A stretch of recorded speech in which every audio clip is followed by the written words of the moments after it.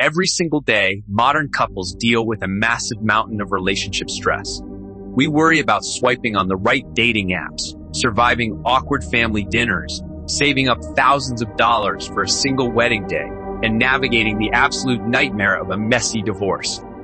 When we look back at our ancient Stone Age ancestors, we usually assume their love lives were much simpler, mostly because we picture them as completely uncivilized. We've all seen the Hollywood movies or the classic cartoons, a huge, brutish caveman grunting, hitting a woman over the head with a giant wooden club, and dragging her by her hair back into his cave. It's so funny and dramatic. If early humans actually behaved like that, our species would have completely died out in a single generation. In a small, tight-knit tribe of 30 people, running around hitting your bandmates with a club is an excellent way to get yourself kicked out into the wilderness to starve. In reality, prehistoric romance wasn't a hostage situation. It was a highly sophisticated, delicate system of social harmony, mutual respect, and strategic planning. Today, we are pulling back the curtain on the Paleolithic dating scene to look at what marriage and divorce actually looked like 30,000 years ago. And trust me, their system might just make our modern dating world look completely broken. To understand Stone Age marriage, you have to throw out everything you know about modern weddings. There were no white dresses, no expensive catering, and no legally binding paperwork. But most importantly, marriage wasn't just about two people falling in love. Don't get me wrong, prehistoric people absolutely felt love, attraction, and heartbreak. Their brains were biologically identical to ours. But choosing a partner was, first and foremost, a serious strategic and economic decision for the entire tribe. Think about it this way. Early humans lived in small nomadic bands of roughly 20 to 50 people. Everyone in your band was basically your sibling, your parent, or your cousin. If you wanted to find a partner, marrying inside your own immediate group was a terrible idea.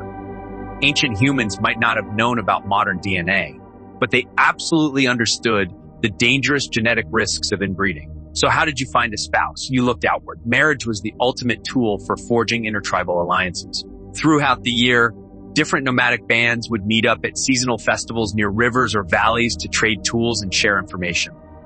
This was the ultimate prehistoric singles mixer. A young hunter from Tribe A would meet a young gatherer from Tribe B. By marrying each other, they didn't just form a couple, they connected their two tribes. This was a massive survival insurance policy. If a massive drought or winter hit Tribe A's territory and food became scarce, having an in-law tribe 50 miles away meant you had a peaceful, guaranteed place to go forage. Your in-laws were literally your lifeline. On top of that, marriage was the ultimate economic team. Survival in the wild was a brutal team sport that required a perfect division of labor. Marriage paired up a primary gatherer with a primary hunter. This created a balanced economic unit that managed daily risks. If the hunter went out and failed to bring back meat for 3 days in a row, the family didn't starve because the gatherer brought home a steady, reliable supply of wild grains, nuts, and berries. It was a perfect, equal partnership. So, what did these marriages actually look like? Pop culture loves to imagine primitive humans living in wild, chaotic, free-for-all communes where no one knew who was dating whom. But anthropologists studying the evidence have found that structured partnerships were heavily preferred. For the most part, Stone Age humans were monogamous, but with a realistic twist. Most researchers believe early humans practiced what we call serial monogamy. This means they were strictly committed, faithful, and loyal to one partner at a time. However, they weren't necessarily expected to stay with that exact same person for 50 years until the day they died. If a relationship ran its course, people moved on and found a new partner. Now, you might wonder about polygamy, specifically polygyny, which is when one man has multiple wives. While polygyny was technically allowed in many ancient cultures, it was incredibly rare in practice. Why? Because Stone Age societies were strictly egalitarian. There were no kings, no CEOs, and no billionaires. No one could hoard wealth because you had to carry everything you owned on your back. If a hunter wanted to have 3 wives, he had to be skilled enough to hunt and provide enough extra meat to feed 3 adults and a small army of children. Since nobody had a massive surplus of resources, almost every single person stuck to one partner at a time. It was the only practical way to live. Another massive myth is that ancient weddings were entirely male-dominated, where a man just took a woman back to his home. But modern genetic data and anthropological studies of surviving hunter-gatherer groups show that prehistoric residency was incredibly flexible and fluid. In fact, many early human societies practiced matrilocality.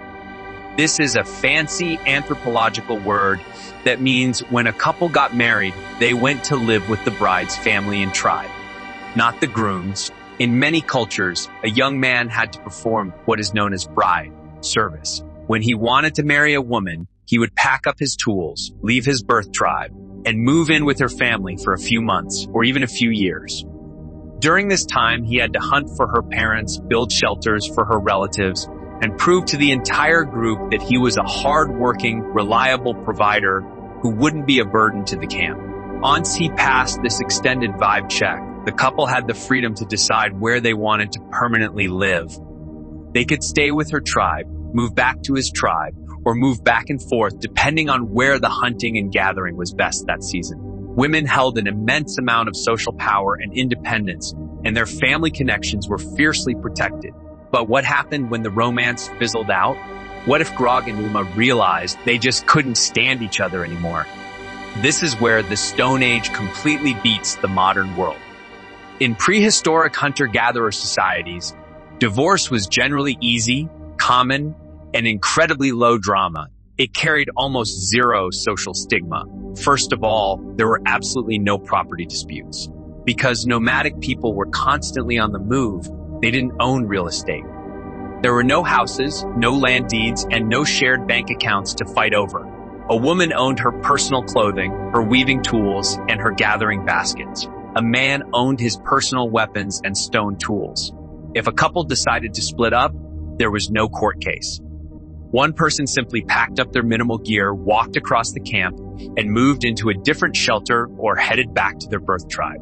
Secondly, a clean divorce was actually preferred by the entire community.